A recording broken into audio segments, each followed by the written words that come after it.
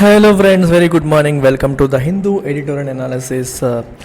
UPSC aspirants, especially beginners, NCERT ఫౌండేషన్తో start చేయడం అనేది ఉత్తమం. ఎన్సీఆర్టీస్తోనే చాలామంది ప్రిపరేషన్ అనేది స్టార్ట్ చేస్తారు. అయితే ఓన్గా చదివేటప్పుడు చాలామందికి అర్థం కాదు. యూపీఎస్సీకి ఎలా అర్థం చేసుకోవాలో అలా అర్థం చేసుకోలేక చాలామంది ఇబ్బంది పడుతూ ఉంటారు. అలాంటి వాళ్ళ కోసమే LTX classes NCERT foundation course offer చేస్తుంది. మీ అందరికీ తెలిసిన విషయమే. అయితే ఈ కోర్సు పైన ఒక బ్లాక్ బస్టర్ ఆఫర్ రన్ అవుతుంది. 15,000 ఇది నార్మల్ ఫీ. ఈ 3 రోజుల పాటు కేవలం 3 days 10th November వరకు ఈ 15,000 రూపాయల కోర్స్ని మీకు 10,000 రూపాయలకి అందిస్తున్నాం. సో ఇంట్రెస్ట్ ఉన్న వాళ్ళు 10th November లోపు, ఇవాళ 8th, రేపు 9th, ఎల్లుండి 10th లోపు మీరు పే చేసి జాయిన్ అయిపోవచ్చు. మళ్ళీ తర్వాత నుంచి 15,000 అయిపోతుంది. సో మంచి అవకాశం, వినియోగించుకోండి. ఇది కూడా మీకు లైఫ్ టైం వ్యాలిటీతో వస్తుంది. తర్వాత మీరు ఎప్పుడైనా సరే ఫుల్ యూపీఎస్సీకి అప్గ్రేడ్ అవ్వాలంటే అప్గ్రేడ్ అవ్వచ్చు. అప్పుడు ఈ 10,000 రూపాయలు మైనస్ చేస్తాను, రిమైనింగ్ పేమెంట్ చేసి మీరు యూపీఎస్సీ ఇన్ఫినిటీకి అప్గ్రేడ్ అయిపోవచ్చు. కాంటాక్ట్ చేయాల్సిన నెంబర్ ఇది, లేదా మన వెబ్సైట్లో మీరు ఎన్సీఆర్టీ ఫౌండేషన్ అని కొట్టి డైరెక్ట్గా పేమెంట్ చేసేయచ్చు. సో ఫుల్ ప్రోగ్రామ్కి వచ్చేద్దాం అనుకునే వాళ్ళు, ఎందుకు ఇంకా ఎన్సీఆర్టీతో మాకు ఆల్రెడీ బేసిక్స్ వచ్చు అనుకునే వాళ్ళు, ఇక directly come for UPSC infinity. దీంట్లో కూడా మనం అన్ని బేసిక్స్ నుండి చెప్తాం. మీరు ఎన్సీఆర్టీస్ కంప్లీట్ చేయకపోయినా సరే ఫౌండేషన్ నుంచి మనం క్లాసెస్ చెప్పడం అనేది జరుగుతుంది. సో ఇక్కడ కనిపిస్తున్న అన్నీ మీకు ఇంక్లూడ్ అవుతాయి. చూడండి, general studies prelims and mains, CSAT, current affairs prelims and mains. ఇందాక చూపించిన NCERT foundation course is free if you take UPSC Infinity. Prelims test series, daily mains answer writing, all these are included. Plus you will also have complimentary access to, ఇది ఏ institute కూడా ఇండియాలో ఇవ్వట్లేదమ్మా, APPSC group 1 and 2, TSPSC group 1 and 2, RBI grade B, bank PO clerk, SSC, NTPC, అన్ని exams, RRB, NTPC అన్నీ కూడా మనం దీంట్లోనే ఫ్రీగా కాంప్లిమెంటరీగా ఇవ్వడం అనేది జరుగుతుంది. And all these at a fee of just 60,000. అది కూడా నెలకు 5,000 కడితే సరిపోయే అవకాశం కూడా మీకు ఉంది.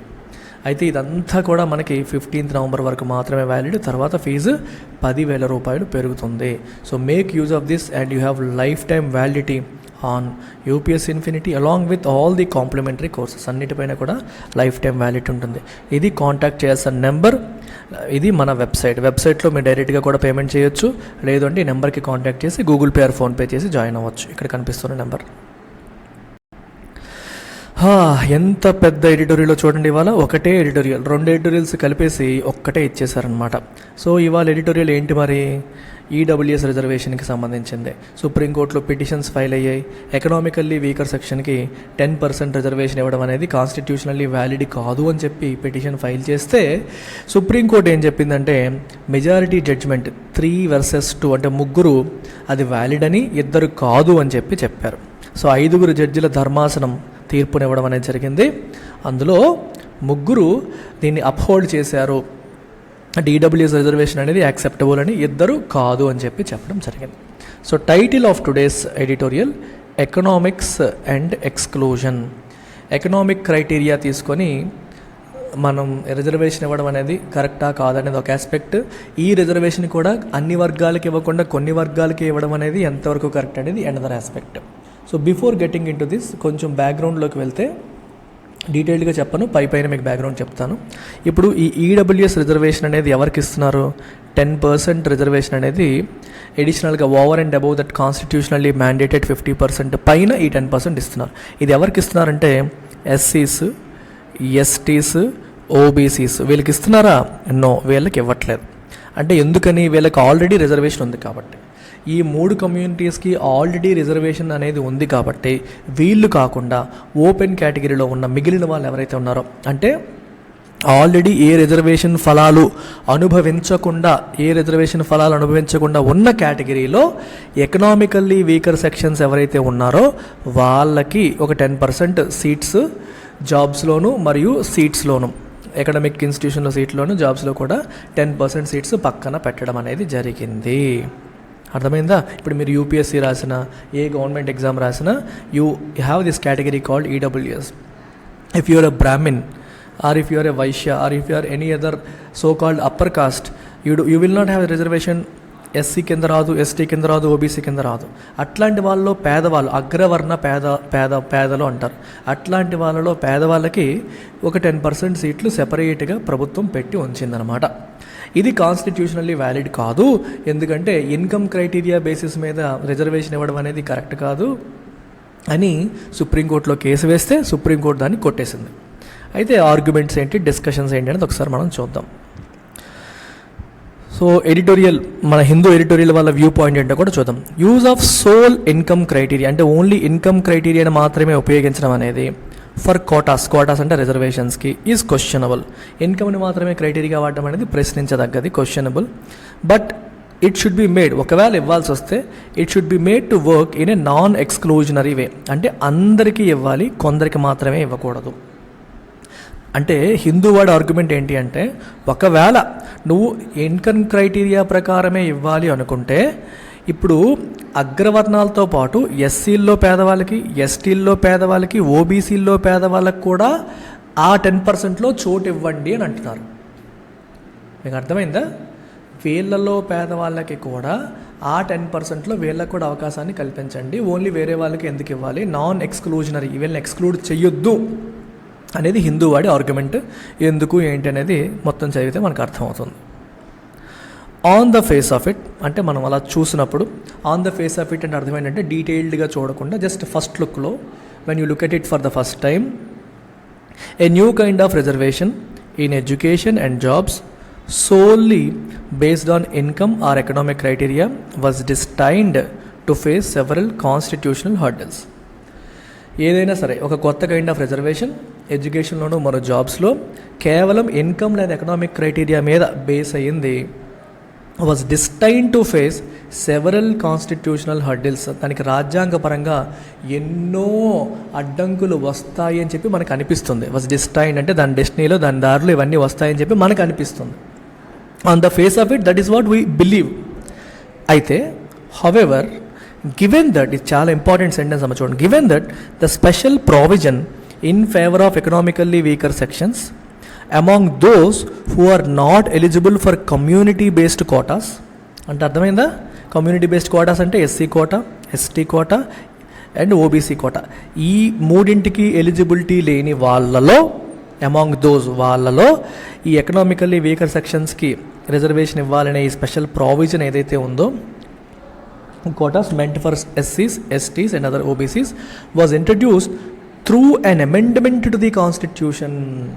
చూడండి, ఈ ఎకనామికల్లీ వీకర్ సెక్షన్కి స్పెషల్ ప్రావిజన్ ఇవ్వాలి అనేది కాన్స్టిట్యూషన్ని ఒక అమెండ్మెంట్ ద్వారా, సవరణ చేయడం ద్వారా తీసుకురావడం అనేది జరిగింది. అంటే కాన్స్టిట్యూషనల్లో దానికి డైరెక్ట్గా ప్రావిజన్ లేదు.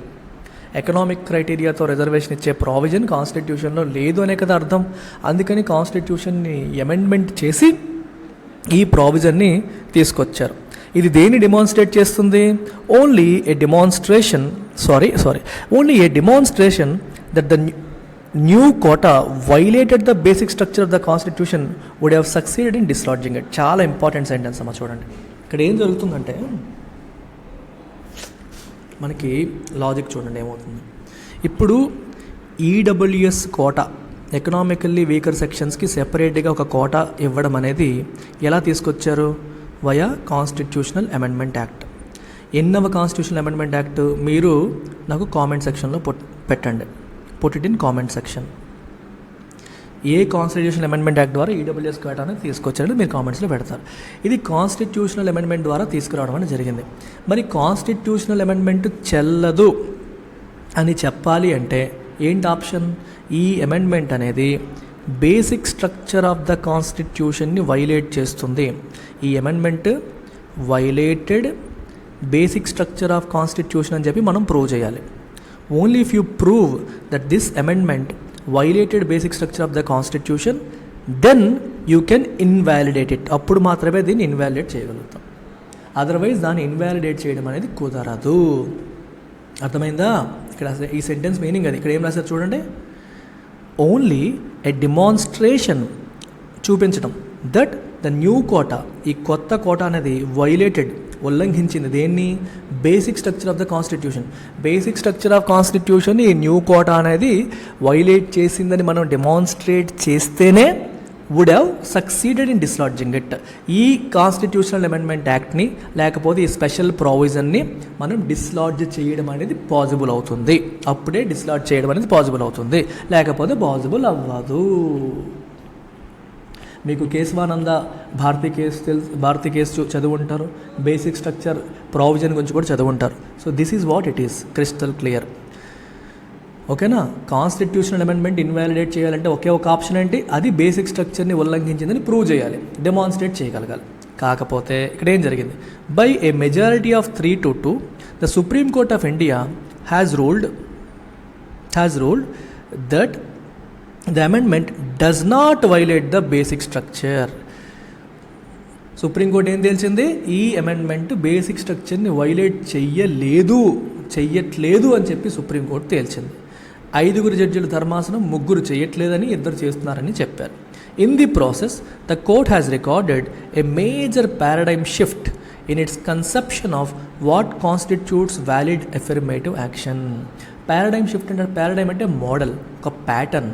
షిఫ్ట్ అంటే మారడం, అంటే ఆలోచన విధానం. ఎఫర్మేటివ్ యాక్షన్ అంటే ఏది ఎఫర్మేటివ్ యాక్షన్ అవుతుంది అనే విషయంలో కోర్టు యొక్క ఆలోచన ధోరణి ఒక ప్యాటర్న్ ఆఫ్ థింకింగ్ ఉంటుంది.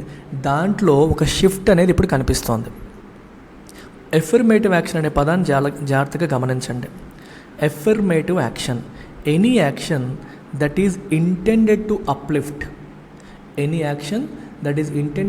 అప్లిఫ్ట్ ఏ కమ్యూనిటీ. ఎవరైతే సఫర్ అవుతున్నారో, ఏ కమ్యూనిటీ అయితే మార్జినలైజ్ అయిందో, సఫర్ అయిందో, వాళ్ళని అప్లిఫ్ట్ చేయడానికి ప్రభుత్వాలు తీసుకునే యాక్షన్స్ని మనం ఎఫర్మేటివ్ యాక్షన్స్ అంటాం. You can also call it positive discrimination.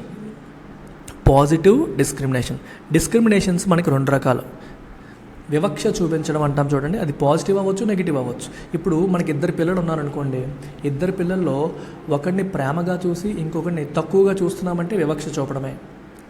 అలాగే అదే 2 పిల్లల్లో, ఇప్పుడు మీకు ఒక బెస్ట్ ఎగ్జాంపుల్ చెప్తాను. ఒకడేమో హెల్దీ బేబీ, ఇంకొకరేమో ఫిజికల్లీ హ్యాండిక్యాప్డ్ బేబీ.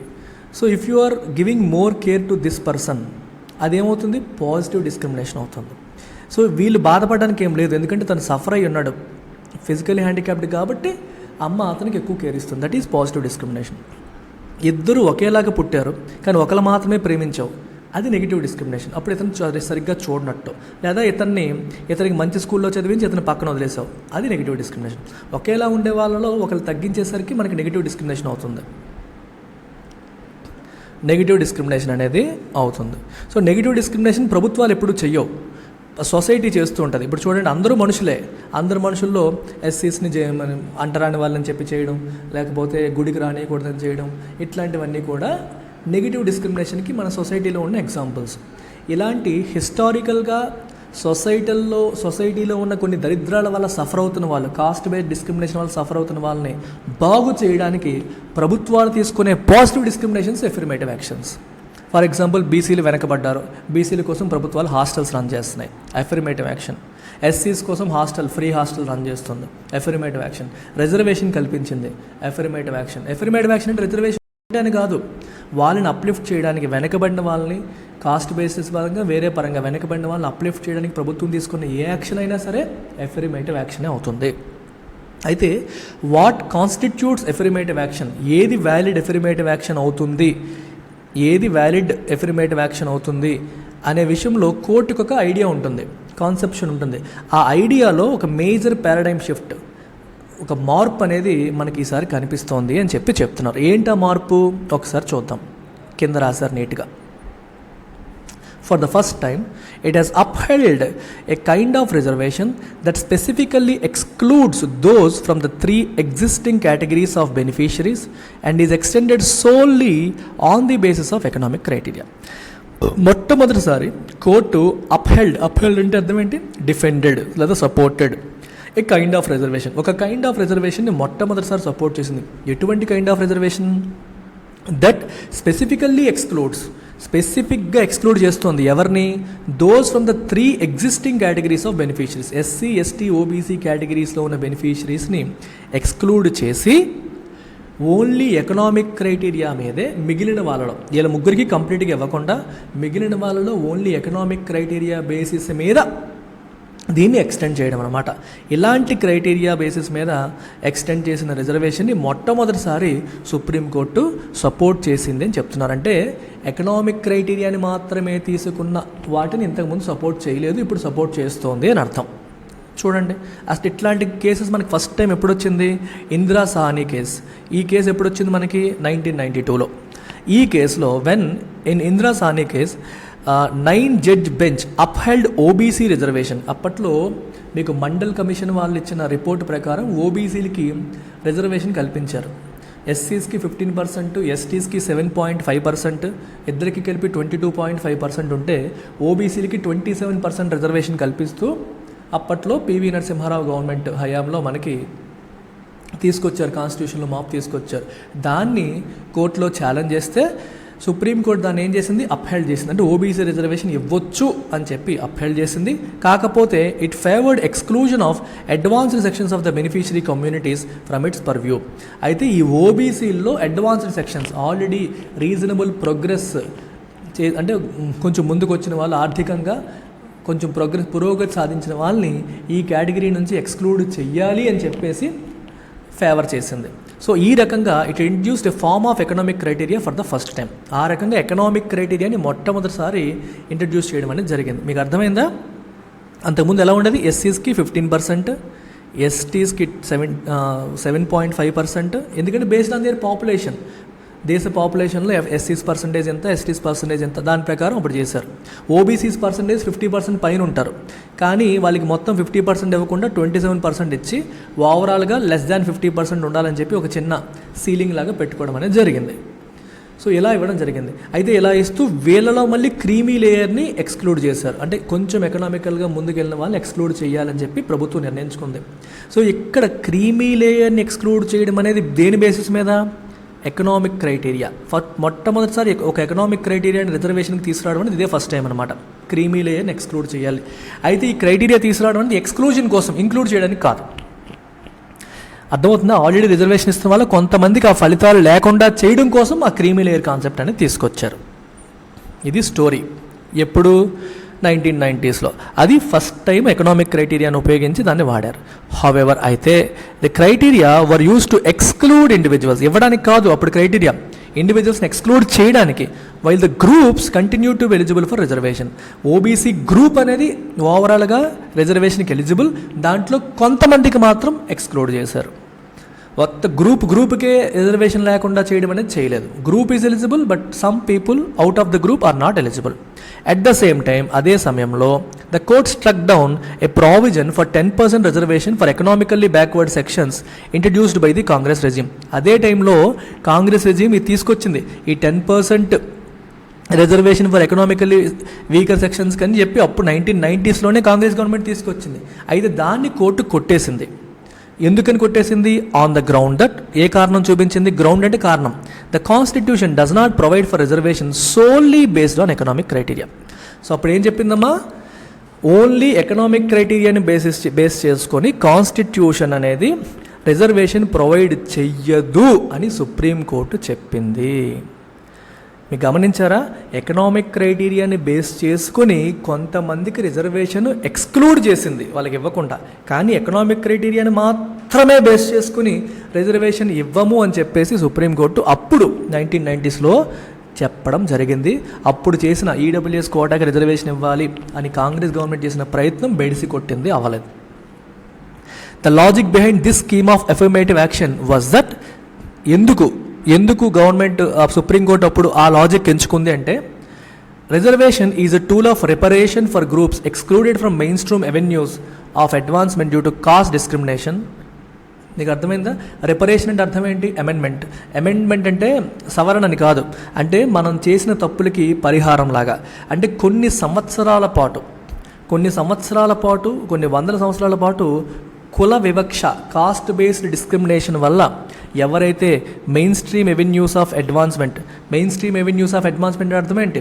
చదువు, సరైన చదువు అందక, సరైన అవకాశాలు పొందక, ఆపర్చునిటీస్ లేక, చదువు లేక జీవితంలో ముందుకు వెళ్లకుండా, ఎందుకని కులపరమైన వివక్ష వల్ల, నీ కులపోడు మా పక్కనకి వచ్చి చదువుకోకూడదు, ఇటు రాకూడదు అటు రాకూడదు అనేసరికి వాళ్ళకి అవకాశాలు లేకుండా, జీవితంలో పురోగతి లేకుండా కొన్ని సంవత్సరాల పాటు వాళ్ళు స్ట్రగుల్ అయ్యారు. అలా మెయిన్ స్ట్రీమ్ అడ్వాన్స్మెంట్ అవెన్యూస్ నుంచి ఎవరైతే ఎక్స్క్లూడ్ చేయబడ్డారో అట్లాంటి వాళ్ళకి ఒక రిపరేషన్ లాగా, ఒక పరిహారం లాగా ఈ సొసైటీ మిమ్మల్ని ఇబ్బంది పెట్టింది, దానికి ఇది పరిహారం అన్నట్టు ఈ రిజర్వేషన్ అనేది ఒక టూల్ కింద తీసుకోవడం అనేది జరిగింది. పాజిటివ్ డిస్క్రిమినేషన్ లాగా తీసుకోవడం అనేది జరిగింది. While it should not become a benefit are reward for individual members of the same groups who may have made reasonable progress. కొంతమంది ఆ గ్రూపులో రీజనబుల్ ప్రోగ్రెస్ సాధించిన వాళ్ళు, ఫర్ ఎగ్జాంపుల్ ఓబీసీ తీసుకుంటే రీజనబుల్ ప్రోగ్రెస్ ఆల్రెడీ సాధించిన వాళ్ళు ఉంటారు, వాళ్ళే క్రీమీ లేయర్ అని చెప్పేసి వాళ్ళకి మరి ఎక్స్ట్రా బెనిఫిట్ రివార్డు కాకుండా చూసుకోవాలి అనేది ఆబ్జెక్టివ్ అనమాట. అంటే ఎవరైతే వెనకబాటుతనాన్ని అనుభవిస్తున్నారో వాళ్ళకి ఉపయోగం పడేలా ఉండాలి, అవి లేని వాళ్ళకి, ప్రోగ్రెస్ సాధించిన వాళ్ళకి ఉండకూడదు అనేది లాజిక్ బిహైండ్ ఎఫర్మేటివ్ యాక్షన్ అని చెప్పి మనం చెప్పొచ్చు. This logic was wholly inverted in 2009. ఈ లాజిక్ని బీజేపీ గవర్నమెంట్ 2019లో ఇన్వర్ట్ చేసేసింది, రివర్స్ చేసేసింది కంప్లీట్గా. మీకు అర్థమైందా? ఇప్పుడు ఎలా అంటే, ఈ పర్టికులర్ ఓబీసీ ఎగ్జాంపుల్ తీసుకోండి. ఈ పర్టికులర్ గ్రూపు చాలా కాలం పాటు వెనకబడింది, వెనకబాటుతనం ఉంది కాబట్టి ఈ గ్రూప్కి రిజర్వేషన్ ఇవ్వాలి అని గవర్నమెంట్ నిర్ణయం తీసుకుంది. అట్ ద సేమ్ టైం ఈ గ్రూప్లో ఎవరైతే పూర్తిగా వెనకబాటుతనంతో ఉన్నారో, ఎవరైతే రీజనబుల్ ప్రోగ్రెస్, కొంత పురోగతి సాధించారో వాళ్ళని ఎక్స్క్లూడ్ చేయాలి. ఇది వీళ్ళు పురోగతి సాధించారనుకోండి, వీళ్ళకి రిజర్వేషన్ ఫలాలు లేవు, వీళ్ళందరికీ ఉన్నాయి. ఇది మనకి తెలిసింది. దీన్ని బీజేపీ గవర్నమెంట్ ఏం చేసింది? ఇన్వర్ట్ చేసింది. ఇన్వర్ట్ చేసిందంటే అర్థం ఏంటి? ఇప్పుడు ఈ కేటగిరీ మీరు తీసుకుంటే ఎకనామికల్లీ వీకర్ సెక్షన్స్ ఇలా ఒక గీత గీసి ఈ కింద ఉన్న వాళ్ళకి మాత్రమే మనం రిజర్వేషన్ ఇస్తాము, పైన ఉన్న వాళ్ళకి ఇవ్వం. పైన ఉన్న వాళ్ళకి ఇవ్వము, కింద ఉన్న వాళ్ళకి ఇస్తాం. ఇక్కడేం జరుగుతుంది? ఓబీసీలో ఈ కింద ఉన్న వాళ్ళు అంటే అందరికీ వస్తుంది, ఒక పర్టికులర్ సెక్షన్ ఎకనామికల్గా ముందున్న వాళ్ళకి ఇవ్వం. అండ్ ఎకనామికల్గా బాగుపడిన వాళ్ళకి ఇవ్వమనేది ఇక్కడ, ఎకనామికల్లో వెనకబడిన వాళ్ళకి ఇస్తామనేది ఇక్కడ. అందుకే ఇన్వర్ట్, అక్కడ పైననో ఇక్కడ ఎస్, ఇక్కడ పైననో కింద ఎస్. మీకు అర్థమైందా? ఇక్కడ వీళ్ళకి నో, వీళ్ళకి ఎస్. ఇక్కడ ఇది పెరిగింది, నో పెరిగిపోయింది, వీళ్ళకి yes. So this is economically weaker section, this is economically advanced section. ఒక దాంట్లో ఎకనామికల్లీ అడ్వాన్స్డ్ సెక్షన్కి నో చెప్తే, ఇంకో దాంట్లో ఎకనామికల్లీ వీకర్ సెక్షన్కి ఎస్ చెప్తున్నారు. దాన్ని ఇన్వర్ట్ చేసింది బీజేపీ గవర్నమెంట్ 2019లో అని చెప్తున్నారు. And the BJP led regime అంటే ప్రభుత్వం, అమెండెడ్ ది కాన్స్టిట్యూషన్ని సవరణ చేసి to provide reservation solely on economic క్రైటీరియాని మాత్రమే బేసిస్ చేసుకొని రిజర్వేషన్ ప్రొవైడ్ చేయడానికి బీజేపీ గవర్నమెంట్ 2019లో ప్రయత్నం చేసినప్పుడు ఈ లాజిక్ అనేది ఇన్వర్ట్ అయింది. To sections other than those enjoying reservation under the categories of SC, ST, OBC. ఈ 3 కేటగిరీస్ కాకుండా మిగిలిన దాంట్లో ఎకనామిక్ క్రైటీరియా బేస్ చేసుకొని మాత్రమే ఇవ్వాలని ప్రయత్నం చేసినప్పుడు ఈ లాజిక్ రివర్స్ అయిందని అర్థం. The resort to economic or income criteria as the sole marker for identifying a beneficiary is obviously unsustainable from the point of view of equality of opportunity.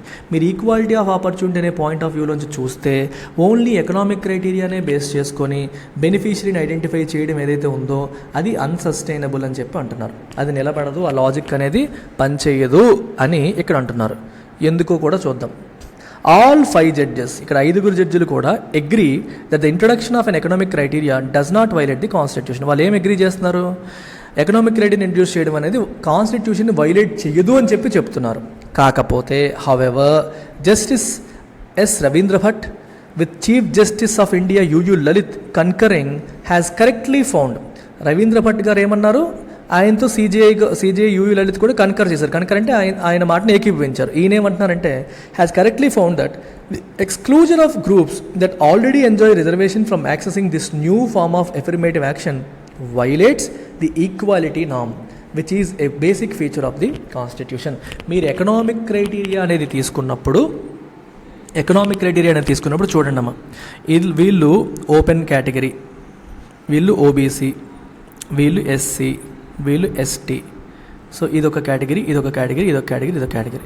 మీరు economic criteria అనేది తీసుకుంటే అన్ని చోట్ల economically weaker sections అంటే open కేటగిరీలోనే కాదు, ఓబీసీల్లో week, ఎస్సీల్లో week, ఎస్టీల్లో week అందరికీ provide చేస్తుంటే బాగుండేది.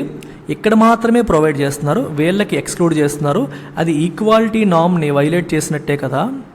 కాన్స్టిట్యూషన్ మనకి ఈక్వాలిటీ నామ్ అనేది బేసిక్ ఫీచర్, ఆ బేసిక్ ఫీచర్ని వైలేట్ చేసినట్లు అని చెప్పి ఇద్దరు జడ్జిలు భావిస్తున్నారు. యుయు లలిత్ సిజే మరియు ఎస్ రవీంద్ర భట్ వీళ్ళిద్దరూ ఈక్వాలిటీ నామ్ అనేది వైలేట్ చేసినట్టు. ఎందుకంటే మీరు ఎకనామిక్ క్రైటీరియా పైన ఇవ్వడాన్ని అందరూ యాక్సెప్ట్ చేస్తారు, పర్లేదన్నారు. మరి దాన్ని అందరికీ ఇవ్వాలిగా, కొందరికే ఇస్తున్నారు, అది ఎక్స్క్లూజనరీ, అది కరెక్ట్ కాదు అని చెప్పి వీళ్ళు అంటున్నారు. The constitution amendment came with considerable political legitimacy as very few members voted against it. అయితే మన బీజేపీ గవర్నమెంట్ తీసుకొచ్చిన కాన్స్టిట్యూషన్ అమెండ్మెంట్ అనేది దానికి పొలిటికల్ లెజిటిమసీ ఉంది, అంటే యాక్సెప్టెన్స్ ఉంది. ఇక్కడ లెజిటిమసీ అంటే అందరూ దాన్ని రీజనబుల్ అని భావించారు, యాక్సెప్ట్ చేశారు. అంటే అధికార పార్టీ, ప్రతిపక్ష పార్టీలు కూడా దాన్ని యాక్సెప్ట్ చేశాయి. చాలా తక్కువ మంది మాత్రమే దానికి వ్యతిరేకంగా ఓటు వేశారు. The court could not have lightly struck it down. So సింపుల్గా దాన్ని కొట్టేయాలంటే కుదరదు, ఎందుకంటే పార్లమెంట్లో మెజారిటీ ఒకదాన్ని కోరుకున్నారంటే మరి మన మేజర్ లెజిస్లేటివ్ ఆర్గన్ అనేది పార్లమెంటే కదా, సుప్రీంకోర్టు కాదు కదా. చట్టాలు చేసే అధికారం కాన్స్టిట్యూషన్ ఎవరికి ఇచ్చింది? సుప్రీంకోర్టుకి ఇవ్వలేదు, పార్లమెంట్కి ఇచ్చింది. మరి పార్లమెంట్లో మెజారిటీ ఒక విషయాన్ని మనం ఏకీభవిస్తున్నప్పుడు దాన్ని సింపుల్గా కొట్టిపారేయాలంటే కుదరదు. సో చాలా సాలిడ్ రీజనింగ్ ఉండాలి, మంచి బలమైన కారణాలు ఉంటే కానీ దాన్ని కొట్టిపారడానికి లేదు. అందుకే it could not have lightly struck it down. The majority, ఈ జడ్జుల్లో majority acknowledges parliament's power to create a new set of criteria and a new target for affirmative action. ఈ మెజారిటీ అందరూ ఏమి యాక్సెప్ట్ చేస్తారంటే పార్లమెంట్కి కొత్త క్రైటీరియా తీసుకురావడానికి, affirmative యాక్షన్కి కొత్త టార్గెట్ని క్రియేట్ చేయడానికి పార్లమెంట్కి అధికారం ఉంది అని యాక్సెప్ట్ చేస్తున్నారు. There opinions whole heartedly endorse the exclusion of communities that benefit from existing reservation norms. వాళ్ళ ఒపీనియన్స్ ఏవైతే ఉన్నాయో, ఎవరి ఒపీనియన్స్? ఈ మెజారిటీ జడ్జిల యొక్క ఒపీనియన్స్ ఏవైతే ఉన్నాయో హోల్ హార్టెడ్లీ ఎండోర్స్, అంటే మనస్ఫూర్తిగా వాళ్ళు ఎండోర్స్ అంటే యాక్సెప్ట్ చేస్తున్నారు, ఒప్పుకుంటున్నారు. ఏ విషయాన్ని? The exclusion of communities that benefit from existing reservation norms. మీకు అర్థమవుతుందా? పార్లమెంట్లో ఉన్న అందరూ దేన్ని యాక్సెప్ట్ చేశారు, ఎండోర్స్ చేశారు? ఆల్రెడీ రిజర్వేషన్ని ఎంజాయ్ చేస్తున్న వాళ్ళని ఇందులోంచి ఎక్స్క్లూడ్ చెయ్యాలి అని చెప్పి వాళ్ళ ఒపీనియన్స్ ఎండోర్స్ చేస్తున్నాయి. contending that such exclusion is necessary to achieve the intended object of emancipating economically weaker sections, and if they are included it may undermine the entire idea of providing such reservation. అంటే parliament యొక్క ఆలోచన విధానం ఎలా ఉంది అంటే, మీరు జాగ్రత్తగా వినండి అమ్మా. ఇప్పుడు ఎకనామికల్లీ వీకర్ సెక్షన్స్ని ఇమాన్సిపేట్ అంటే లిబరేట్ చేయడం, అంటే వాళ్ళ కష్టాల నుంచి విముక్తి కల్పించడం అనే ఆబ్జెక్టివ్తో ఈ ఈడబ్ల్యూఎస్ కోటా తీసుకురావడం అనేది జరిగింది. పేదవాడికి కూడా అందించాలి రిజర్వేషన్ ఫలాలని చెప్పి తీసుకొచ్చారు. ఇప్పుడు ఓపెన్ కేటగిరీలో ఉన్నవాడు ఆల్రెడీ సఫర్ అవుతున్నాడు, అంటే వాడికి ఎస్సీ కమ్యూనిటీ కింద రాదు, ఎస్టీ కింద రాదు, ఓబీసీ కింద రాదు. సో ఏ రిజర్వేషన్స్ లేకుండా సఫర్ అవుతున్నాడు, ఆర్థికంగా వెనుకబాటుతనంతో ఉన్నాడు కొంతమంది. అలా ఆర్థికంగా వెనుకబాటుతో ఉన్న అగ్రవర్ణ పేదలకి రిజర్వేషన్ ఫలాలు అందించడం కోసం ఈడబ్ల్యూఎస్ కోటా తీసుకొచ్చారు. ఇప్పుడు ఆ ఈడబ్ల్యూఎస్ కోటాలో మళ్ళీ ఎస్సీ నుంచి, ఎస్టీ నుంచి, ఓబీసీ నుంచి పేదవాళ్ళని చెప్పి తీసుకొచ్చారనుకోండి, వీళ్ళు ఆల్రెడీ అక్కడ ఎంజాయ్ చేస్తున్నారు, అక్కడ సరిపోకపోతే ఇక్కడ కూడా వచ్చేయచ్చు అనే అవకాశం ఇస్తున్నారు. దీనివల్ల వీళ్ళని బాగు చెయ్యాలి అన్న ఆలోచన మళ్ళీ మరుగున పడిపోతుంది. It may undermine the entire idea of providing such reservation. అలాంటి రిజర్వేషన్ ఇవ్వాలన్న ఐడియాయే మొత్తం అండర్మైన్ అయిపోతుంది, వీక్ అయిపోతుంది. అండర్మైన్ అంటే వీక్ అయిపోవడం అనమాట, వీక్ అయిపోతుంది అని చెప్పి చెప్తున్నారు. సో అయితే ఇది పార్లమెంట్ యొక్క అప్రోచ్. పార్లమెంట్ ఈ ఆలోచన విధానంతో వచ్చింది. ద హిందూ ఎడిటోరియల్ ఏమంటుంది? దిస్ అప్రోచ్, పార్లమెంట్ తీసుకున్న అప్రోచ్ ఈజ్ క్లియర్లీ ఫ్లాడ్. ఈ అప్రోచ్ అనేది లోపభూయిష్టమైనది, లోపాలతో కూడింది. ఎందుకని? Because this creates a vertical reservation scheme. ఇది ఎకనామిక్ వీక్నెస్ని బేస్ చేసుకొని వర్టికల్ రిజర్వేషన్ స్కీమ్ని క్రియేట్ చేస్తుంది. A factor that could be applicable to all communities but consciously excludes a large segment. ఈ స్టేట్మెంట్ చాలా ఇంట్రెస్టింగ్ స్టేట్మెంట్. మీకు రిజర్వేషన్స్లో చూడండి, వర్టికల్ రిజర్వేషన్, హారిజాంటల్ రిజర్వేషన్ అనే పదాలు వాడతారు. ఇప్పుడు నేను ఒక క్వశ్చన్ అడుగుతాను, జాగ్రత్తగా వినండి. ఇప్పుడు ఇఫ్ ఐ సే ఎస్సీ, వీళ్ళందరూ ఎస్సీ అనుకోండి. If I say ST, let's say వీళ్ళందరూ ఎస్టీ అనుకోండి. ఇఫ్ ఐ సే ఓబీసీ, వీళ్ళందరూ ఓబీసీ అనుకోండి. ఇఫ్ ఐ సే అదర్స్, వీళ్ళందరూ అదర్స్ అనుకోండి. సో ఇలా మనం సొసైటీని ఎలా డివైడ్ చేసాము? వర్టికల్గా డివైడ్ చేసాం, కమ్యూనిటీ వైజ్ డివైడ్ చేసాం. ఒక ఎస్సీ కమ్యూనిటీ అంతా వీళ్ళు, ఎస్టీ కమ్యూనిటీ వీళ్ళు, ఇది SC community, ST community, OBC community, others అని చెప్పి డివైడ్ చేసాం. సో ఇప్పుడు ఈ డివిజన్ ఎలా ఉంది మనకి? వర్టికల్ డివిజన్, వర్టికల్గా డివైడ్ చేసాం. ఇప్పుడు ప్రభుత్వం ఎస్సీకి రిజర్వేషన్ ఇచ్చింది అనుకోండి, దాన్ని ఏ రిజర్వేషన్ అంటాం? Vertical reservation. ఎస్టీస్కి ఇచ్చింది అనుకోండి, ఏ రిజర్వేషన్ అంటాం? Vertical reservation. ఓబీసీస్కి ఇచ్చింది వర్టికల్ రిజర్వేషన్. ఓకే, ఇది ఇలాగే మైండ్లో పెట్టుకొని నేను ఇంకో మాట అడుగుతాను. If I say women, women అన్నాను నేను. ఉమెన్ ఎందులో ఉంటారు? ఎస్సీల్లోనూ ఉంటారు, ఎస్టీల్లోనూ ఉంటారు, ఓబీసీల్లోనూ ఉంటారు, అదర్స్లోనూ ఉంటారు. So women they cut across all the communities. అర్థమైందా? SC women, ST women, OBC women, other women, అన్ని కమ్యూనిటీస్లోనూ ఉమెన్ ఉన్నారు. If I say physically handicapped, physically handicapped ఎస్సీల్లో ఉంటారు, ఎస్టీల్లో ఉంటారు, ఓబీసీలో ఉంటారు, అదర్స్లో ఉంటారు. Yes or no? So women reservation తీసుకోండి, ఫిజికల్లీ హ్యాండిక్యాప్డ్ రిజర్వేషన్ తీసుకోండి, అది ఎటువంటి రిజర్వేషన్ అవుతుంది? హారిజాంటల్.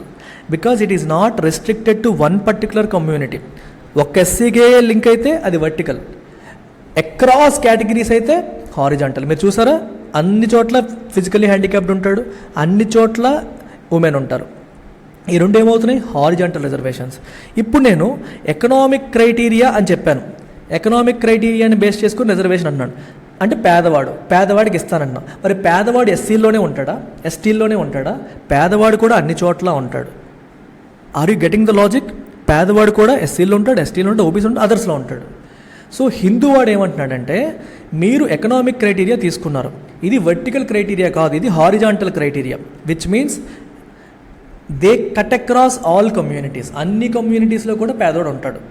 సో మీరు పేదరికం బేసిస్ మీద రిజర్వేషన్ ఇవ్వాలంటే it should B cut across. ఇది హారిజాంటల్గా అన్ని కమ్యూనిటీస్కి ఇవ్వాలి, నాన్ ఎక్స్క్లూజనరీ, అందరికీ ఇవ్వాలి. కానీ ఇప్పుడు జరిగింది ఏంటంటే వర్టికల్ ఇచ్చారు. అంటే మీరు తీసుకున్న పారామీటర్ ఏమో హారిజాంటల్ పారామీటర్, ఇచ్చిందేమో వర్టికల్. అంటే అదర్ కేటగిరీలో ఉన్న వీళ్ళకి మాత్రమే ఇవ్వడం జరిగింది, ఎకనామికల్లీ వీకర్ సెక్షన్స్. వర్టికల్లో హారిజాంటల్ క్రైటీరియా తీసుకున్నారు అనేది హిందూ వాడు చెప్తున్నాడు. అందుకే ఇంతకు ముందు ఇచ్చిన అప్రోచ్ అనేది ఫ్లాడ్ అని చెప్పి చెప్తున్నారు. ఎందుకు ఫ్లాడ్ అంటే అర్థమైందా? వర్టికల్, హారిజాంటల్, ఇది స్టోరీ అనమాట.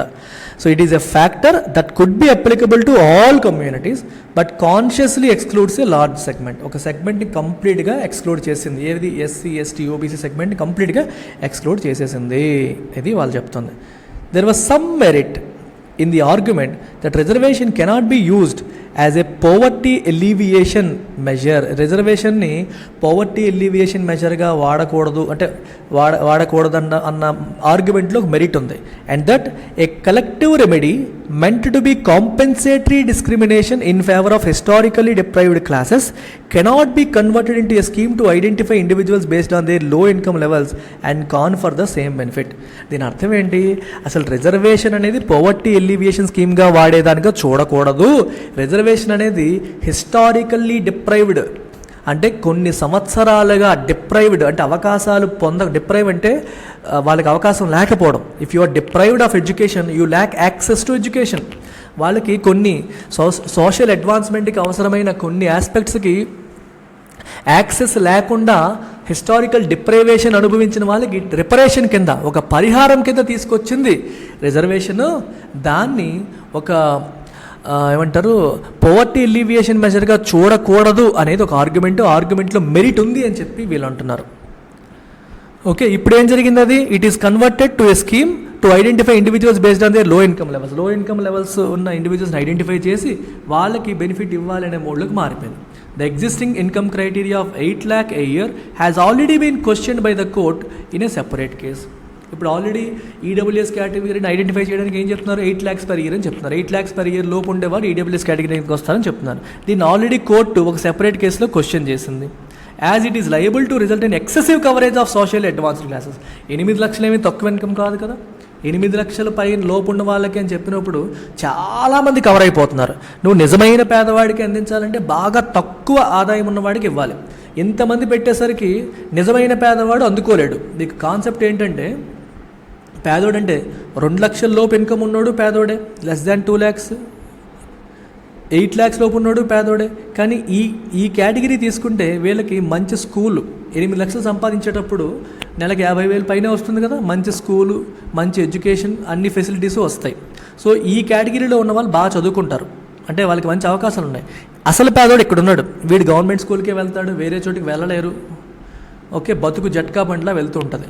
సో ఇందులో మళ్ళీ వీళ్ళు బాగా చదువుకొని మంచి స్కూళ్ళకి గట్రా యాక్సెస్ ఉన్న వీళ్ళు జాబులు కొడతారు, లేదా వీళ్ళకి సీట్లు వస్తాయి. నిజమైన పేదోడు వెనక్కి వెళ్ళిపోతాడు. అందుకని చెప్పి అంటే ఎక్సెసివ్ కవరేజ్, ఎక్కువ మందిని కవర్ చేసేస్తుంది కేటగిరీ, దీన్ని తగ్గించాలనేది అనదర్ ఆర్గ్యుమెంట్ అనమాట.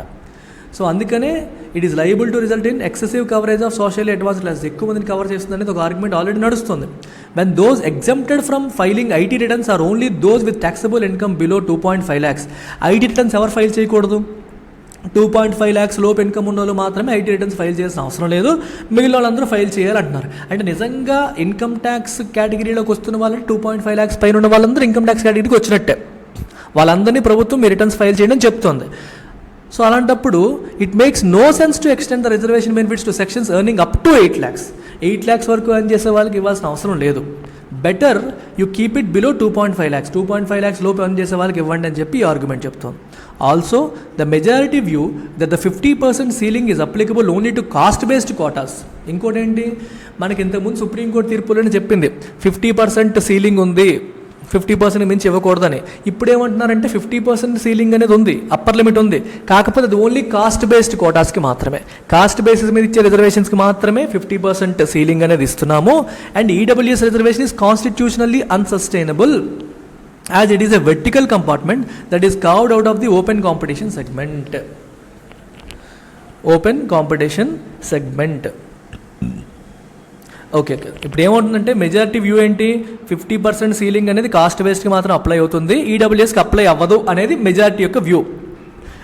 ఈయనేమంటున్నారు, ఈ హిందూ ఏమంటుందంటే ఆ ఆర్గ్యుమెంట్ కాన్స్టిట్యూషనల్ అన్సస్టైనబుల్ అంటుంది. అది రాజ్యాంగబద్ధంగా చెల్లదు, ఎందుకంటే ఇది vertical component compartment that is carved out of open competition segment. అంటే ఓపెన్ కాంపిటీషన్ సెగ్మెంట్లోంచి ఈ వర్టికల్ కాంపోనెంట్ ఎలా అనమాట, ఇది ఈ మొక్కకి మేము ఇస్తాం, ఇది ఈడబ్ల్యూఎస్ లైన్ అనుకోండి 8 lakhs, ఈ మొక్కకి మేము ఇస్తాము, ఈ మొక్కకి ఇవ్వము అని చెప్తున్నారు. కాస్ట్ అనేది కూడా వెర్టికల్ కాంపోనెంటే కదా, ఇక్కడ పాయింట్ అది. కాస్ట్ అనేది ఏంటి, వెర్టికల్ కాంపోనెంట్. వెర్టికల్ హారిజాంటల్ అర్థమైందా, ఇది వెర్టికల్ కాంపోనెంట్. ఒకవేళ మీరు నిజంగానే కాస్ట్ బేస్డ్ కోటాకి మాత్రమే అది వర్తిస్తుంది అన్నప్పుడు కాస్ట్ వర్టికల్, ఇది కూడా మీరు వెర్టికల్గానే చేస్తున్నారు, హారిజాంటల్గా చేయటం. హారిజాంటల్ అంటే ఇది, అన్ఫార్చునేట్లీ మీరు ఇది కూడా వెర్టికల్గా చేస్తున్నారు. కాస్ట్ వెర్టికల్, ఇది వెర్టికలే, మరి అలాంటప్పుడు ఇది కూడా 50% లిమిట్లోకి తేవాలి కదా అనే పాయింట్ వస్తుంది. అందుకని ఆ లాజిక్ కూడా తప్పని హిందూ అంటుంది.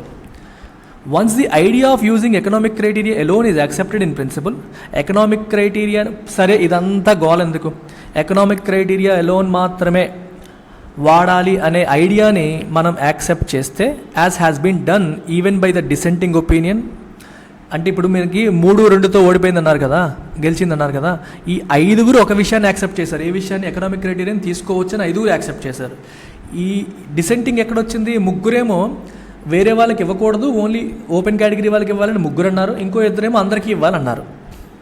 It can only be argued that the benefit should have been modulated to maximize the beneficiaries. Modulate అంటే వేరీ, చేంజ్ చేయడం అనమాట. బెనిఫిట్ని చేంజ్ చేసి అందరికీ మెజారిటీ బెనిఫిషరీకి అందేలా చేసుంటే బాగుండేది. The objective of economic emancipation could have been better achieved if the income-based reservation had been thrown open to all sections of society.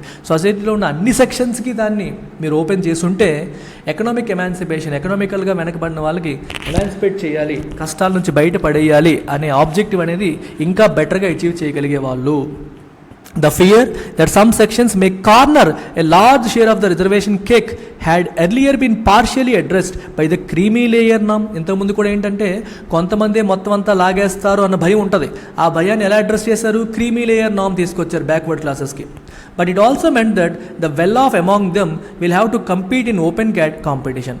మీరు creamy layer concept తీసుకొచ్చారంటే అర్థం ఏంటి, ఓబీసీల్లో ఉన్న కొంతమంది వాళ్ళకి క్రీమీ లేయర్లో ఉండడం వల్ల దే ఆర్ ఓబీసీ, వాళ్ళకి ఓబీసీ రిజర్వేషన్ రాదు, ఎందుకంటే క్రీమీ లేయర్ ఉన్నారు కాబట్టి. సో వాళ్ళందరూ ఎక్కడ పోటీ చేయాలి, ఓపెన్ కేటగిరీలో పోటీ చేయాలి, ఓపెన్ కేటగిరీలో కంపీట్ చేయాలి. By introducing an income criteria and barring OBCs besides SC ST communities from EWS silo there is a clear violation of equality in their eligibility to avail of a part of the open competition opportunities. ఇప్పుడు open కాంపిటీషన్లో కూడా 10% ఎగిరిపోయింది. మీకు అర్థమైంది ఇప్పుడు ఓబీసీలో creamy లేయర్లో ఉన్నవాడి పరిస్థితి ఏంటి? వాడికి ఓబీసీ రిజర్వేషను రాదు, ఓపెన్ కాంపిటీషన్లో కూడా ఒక 10% సీట్లు పక్క వెళ్ళిపోయాయి. He is neither getting the benefits out of OBC nor getting benefits out of open category. ఓపెన్ కేటగిరీకి ఒక 10% అతనికి పక్కకి వెళ్ళిపోయాయి. ఈ 10%కి ఇతనికి యాక్సెస్ లేకుండా అయిపోయింది. ఇప్పుడు ఓబీసీలో నాన్ క్రీమీ లేయర్ ఉన్నాడు అనుకోండి, వాడికి అట్లీస్ట్ ఓబీసీ రిజర్వేషన్ వస్తుంది. క్రీమీ లేయర్ వాడికి ఇది లేదు, రెండు కాకుండా రెండుకి చెట్టు రేవన్లాగా అయిపోతున్నాడు. సో ఈక్వాలిటీ ఆఫ్ ఆపర్చునిటీ పోతుంది అని చెప్పి అంటున్నాడు. The government should consider both opening up the EWS quota to all communities, EWS quota అని అన్ని కమ్యూనిటీస్కి ఓపెన్ చేయడానికి గవర్నమెంట్ కన్సిడర్ చేయాలి. And keeping the income criteria much lower. Income criteria ఎలా తగ్గించాలి? 8 lakhs నుంచి బాగా తగ్గించాలి. దాన్ ద సీలింగ్, ప్రెజెంట్ ఉన్న సీలింగ్ కంటే ఇంకా బాగా తగ్గించాలి.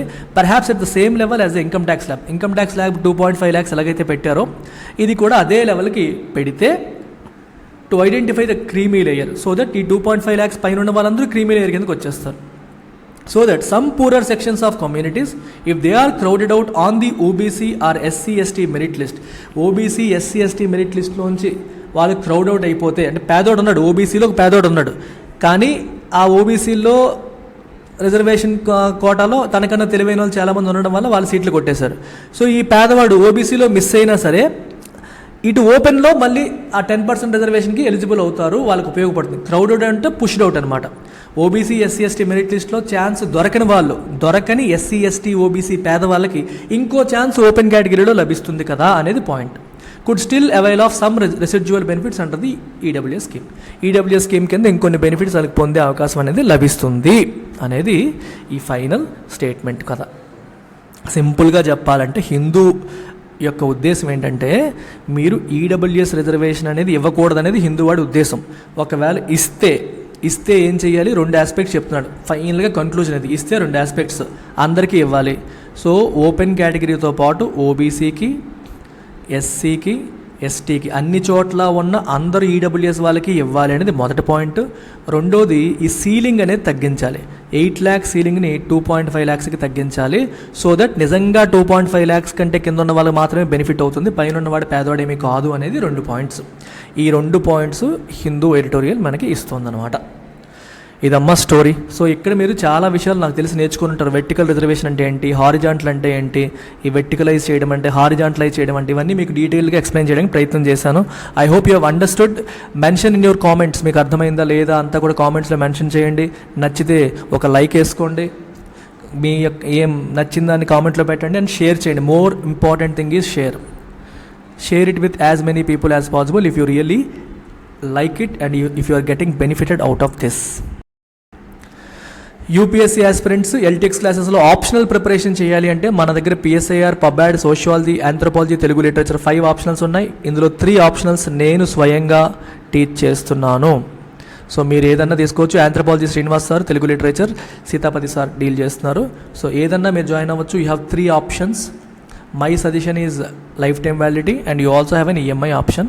15 November లోపు మీరు జాయిన్ అయ్యి ఈ బెనిఫిట్స్ పొందవచ్చు. ఇది మన వెబ్సైట్, ఇది మన ఫోన్ నెంబర్.